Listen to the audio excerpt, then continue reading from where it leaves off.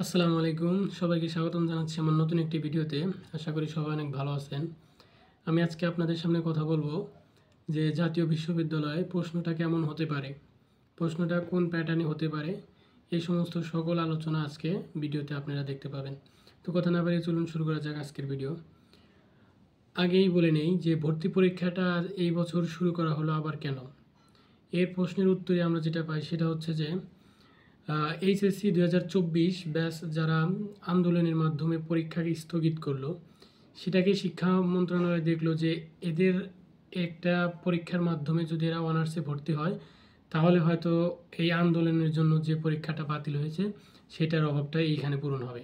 তো এই জন্য মূলত এই বছর পরীক্ষা পদ্ধতি চালু, প্লাস দেশের শিক্ষা উন্নতির জন্য পরীক্ষা পদ্ধতিটা চালু করা হয়েছে। আর সবচেয়ে বড় কথা হচ্ছে যে প্রশ্ন প্যাটার্নটা কীরকম হতে পারে, জাতীয় বিশ্ববিদ্যালয়ের প্রশ্নটা কীরকম হতে পারে। তো এই ব্যাপারে যদি বলতে যাই তাহলে আমি বলবো যে প্রশ্নটা অনেক সহজ হবে। কেননা যদি একটা শিক্ষার্থী 700 টাকা দিয়ে জাতীয় বিশ্ববিদ্যালয়ে অ্যাপ্লাই করে, তার মানে সে ওই তার রেজাল্ট মোটামুটি যদি ভালো হয়, পরীক্ষায় যদি সে কম নাম্বারও পায়, তবুও সেই বিশ্ববিদ্যালয় বা জাতীয় বিশ্ববিদ্যালয়ে সে চান্স পাবে, 100% পাবে। কী জন্য? কারণ এই পরীক্ষাটা মূলত একটা প্রসেস, একটা প্রক্রিয়া, তাছাড়া কিছুই না। একটা স্টুডেন্ট পরীক্ষার হলে বসবে মানে সে পাস। এখানে ফেল যাওয়ার কোনো কায়দা নেই বা ফেল করার কোনো কায়দা এখানে নাই।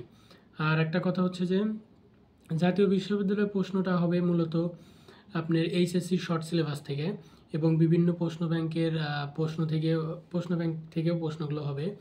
প্রশ্ন ব্যাংক বলতে আমি বোঝাতে চাচ্ছি যে বিভিন্ন আপনার ইউনিভার্সিটি, অর্থাৎ ঢাকা বিশ্ববিদ্যালয়, চট্টগ্রাম বিশ্ববিদ্যালয়, রাজশাহী বিশ্ববিদ্যালয়, আরও গুচ্ছ এই জাতীয় যত বিশ্ববিদ্যালয় আছে এদের যে প্রশ্ন ব্যাংক, সেখান থেকে হয়তো কিছু প্রশ্ন আসবে, কিন্তু ম্যাক্সিমাম প্রশ্নই আসবে আপনার ইন্টারের অর্থাৎ এইচএসসির শর্ট সিলেবাস থেকে। এইচএসসি 2024 যে বই, যে সিলেবাস পড়েছে সেখান থেকেই জাতীয় বিশ্ববিদ্যালয়ের প্রশ্ন হবে। একদম সহজ প্রশ্ন হবে, এটা নিয়ে হয়তো আপসেট হওয়ার কিছু নাই, ভয়ের কিছু নাই। আপনারা নির্দ্বিধায় যে কোনো যেটা আপনাদের ভালো হবে, স্বপ্নের যে ন্যাশনাল ভার্সিটিগুলো আছে আপনাদের, মূলত যারা ন্যাশনাল ভার্সিটিতে পরীক্ষা দেবেন তাদের উদ্দেশ্যে বলতেছি, আপনারা নির্দ্বিধায় অ্যাপ্লাই করতে পারেন, এখানে কোনো সমস্যা হবে না। আপনি হয়তো ভাবতেছেন যে পরীক্ষা মানে আল্লাহ জানে যে কীরকম প্রশ্ন হবে, প্রশ্ন কঠিন হবে কি সহজ হবে, আসলে এরকম কিচ্ছু না। প্রশ্ন অনেক সহজ হবে, প্লাস আপনি এখানে ফেল করার কোনো কায়দা নেই। কথাটা মনে রাখবেন, আপনি কখনোই এখানে ফেল করবেন না।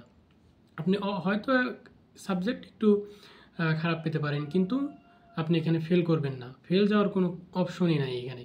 আপনি অ্যাপ্লাই করছেন মানেই আপনি পরীক্ষায় জাস্ট একটু শুধু বসতে হবে, এতটুকু প্রক্রিয়া আপনার সাথে করা হবে। তাছাড়া এখানে ফেল যাওয়ার কোনো কায়দা নাই। পরীক্ষা আপনি দিবেন মানে আপনি পাস। হয়তো আপনি স্বপ্নের সাবজেক্ট পাবেন না, মনের মতো সাবজেক্ট না পেলেও আপনি অন্য একটা সাবজেক্ট অবশ্যই পড়তে পারবেন, কিন্তু ফেল করার এখানে কোনো কায়দা নেই। তো আজকের ভিডিও এতটুকুই। ধন্যবাদ সবাইকে।